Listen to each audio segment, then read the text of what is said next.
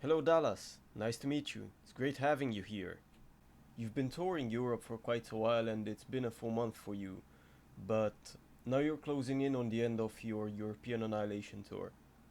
How has the Annihilation been so far? Much better than expected. Uh, really good, actually.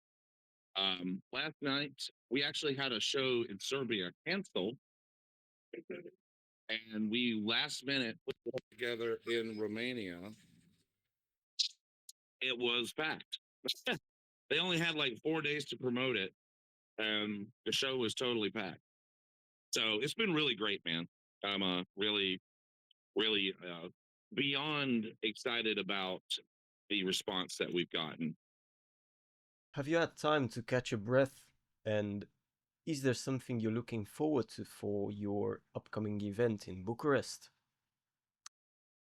Just total metal mania as usual. No rest for the wicked. You know what I mean?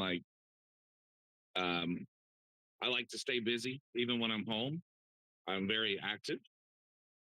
Sometimes it might, I don't know if it annoys my wife or not, but it might. I'm very busy. I'm a very busy person. I stay busy. I stay moving. Um, and I love, we only had 1 day off in 34 shows. And I love it. I wouldn't have it any other way. How did you and your team choose the locations in which you would play? Oh, well, we've been working with uh, Stefan, our sort of European booking agent, and we've been kind of looking for something for our other bands as well. Me and my wife, we are DNA Entertainment, and we have bands on our roster. My band, obviously included,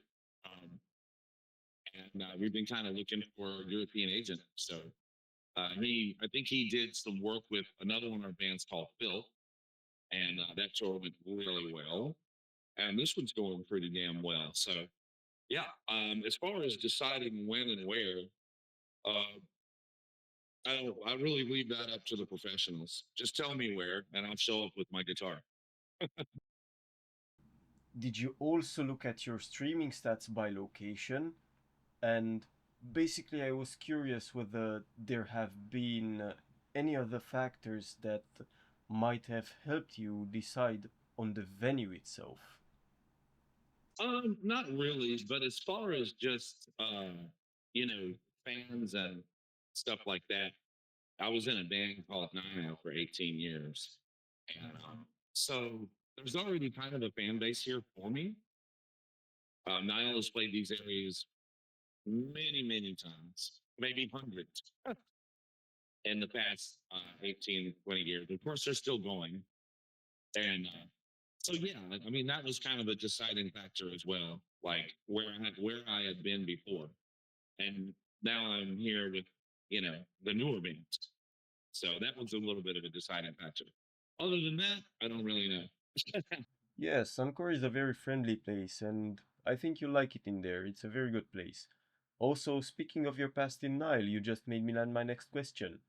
It's about an interview that states you wanted to be more focused on personal projects as well as being home with your family and basically have more time for yourself. Could you also maybe help us with a bit more context on that seemingly confusing statement? I mean, yeah, I know it's been quite a while ago, but I'm also asking given that you said you like staying busy, so how has it been so far? Yeah, I mean, it's been great. And I'll have to say this too. For some stupid reason or another, that one fucking publication got around everywhere. And it is from a local zine from Greenville, South Carolina. And for some reason or another, that just got traction all over the world. And it actually was misquoted and not quite true. Um, yeah, I mean, I definitely want to spend time with family and stuff, and I did, but that wasn't the real deciding factor of why I left home.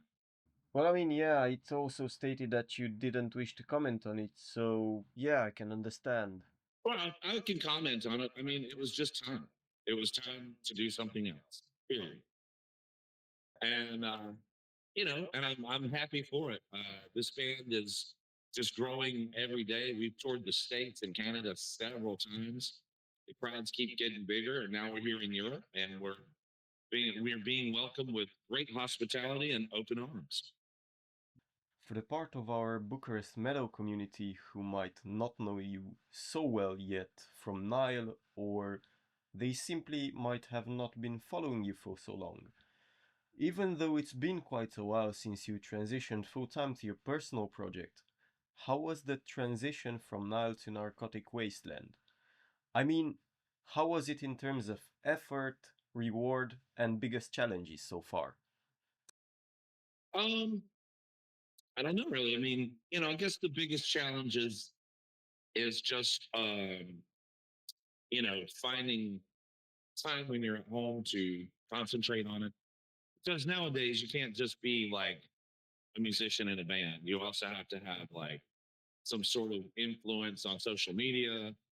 That's why I kind of started up my own YouTube channel, started doing more stuff with the band YouTube channel, stuff like that. You have to have you know, your iron in multiple fires, if you will. And so I've been doing that, and it's been keeping me busy. um, and it is what it is.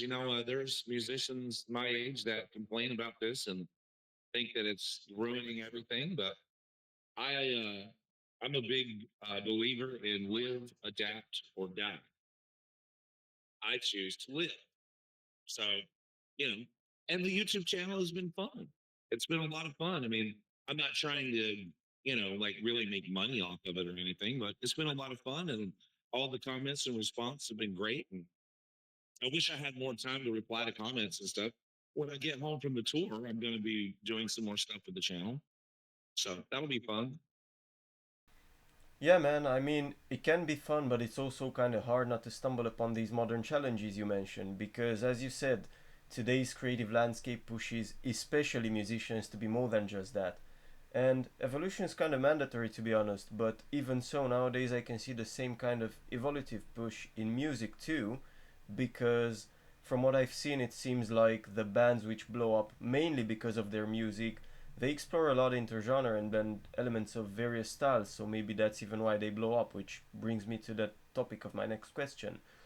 How do you feel about the current modern scene, and can you also think of maybe a few bands you really dig and would recommend? Not really, because I haven't been able to. I don't really get much time to check much out.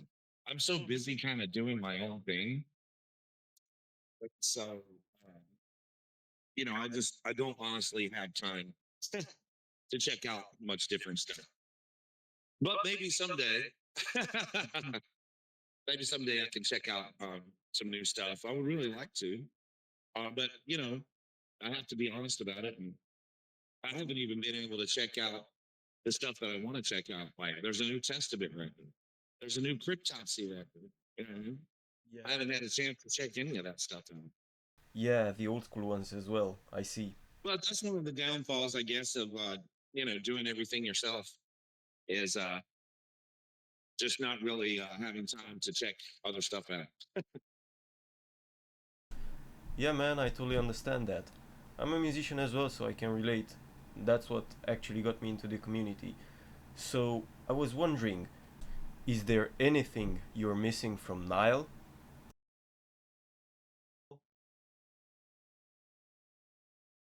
Not really. Um, yeah, I can't say that I do. It was a fun time, and I love those guys like brothers, and I'm glad that they're still going. But no, I'm more happy doing what I'm doing now. Glad to hear that. And speaking of brotherhood, it's another question I prepared. So, from your experience with either Nile or Narcotic Wasteland, can you share a moment that really showed brotherhood and made you feel like, yeah, man, these people are like family, you know? Well, I think it's just being out on the road and kind of having to watch out for each other and all that stuff. I think that's very important. Just being a team and being appreciative and being respectful for your metal brothers. You know what I mean? And the teamwork. That's where it comes in. You know what I mean? Everybody's playing their part. Everybody's bringing something to the table, and that's what any successful man has to have. So, besides the daily small things, is there anything else like a key moment or maybe some more outstanding situation like, I don't know, not necessarily something on the edge, but something a bit more uncommon that somehow reconfirmed this? I can't really say anything particular, man. That kind of stuff, however big or small, happens every day. Whether it's I've got a 6 hour drive and somebody's nice enough to make me a sandwich while I drive, or I help. We have to move, so I helped Joe get his drum set down. Or there's too many moments to really name. We we're out here to do this thing and look out for each other and grow the band and be a team. Yeah, I mean, it's really awesome that you actually have these family like moments and that generally your tours go on really smoothly. Yeah, so far so good, man. I can't complain. It's been a lot of fun. Having spoken about tour prep and whatnot, this one is from a musician to a fellow musician. So, how does your compositional process or workflow go in order to successfully finish a song? I mean, it's quite a common situation for many musicians to get stuck composing, so have you ever been in this situation, like for instance, when you come up with one, two, or three cool song parts, but then you simply don't know how to continue it, and like nothing seems to fit as a continuation? What do you do when that happens?